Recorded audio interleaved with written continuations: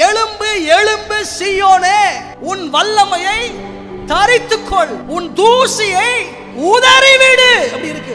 எழும்புன்றார். தூங்குகிற நீ மரித்தோரை விட்டு எழுந்திரு, கிறிஸ்து உன்னை பிரகாசிப்பிப்பார். அப்படி இருக்கு வசனம். அப்ப எழும்பணும். நான் எழும்பினா பிரகாசிச்சிருவேன்னு தெரிஞ்ச பொழுது நான் எழும்பவே முடியாதபடிக்கு பல நேரங்களில் பல போராட்ட கட்டுகள் நம்மை சூழ்ந்து கொள்ளும். சிம்சோனை புதிதான காய்ந்து போகாத 7 அகனி நாற்கயிறினாலே கட்டினாள். ஏன்? இந்த முறை விழுந்தவன் நிரந்தரமா விழுந்தவன். சிம்சோனே உன்மேல் பெலிஸ்தர் வந்தார்கள் என்று சொன்ன பொழுது அக்கினி பட்டவுடன் இட்டு போகிற கயிறு போல மிக பலமாய் கட்டப்பட்டிருந்த 7 கயிறும் அறுப்புண்டு போக ஜெயமா எழும்பி வெளியே புறப்பட்டு போனான்.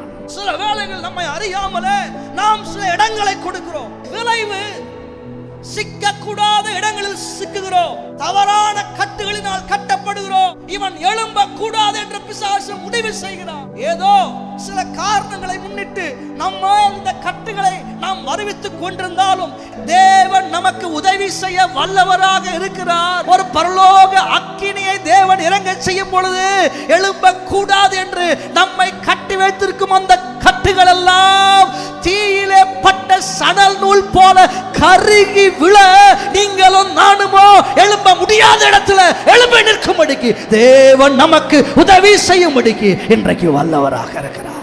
பரிசுத்த ஆவியானுடைய அக்கினி உங்கள் மேல் என் மேல் பற்றி எறிவதாக.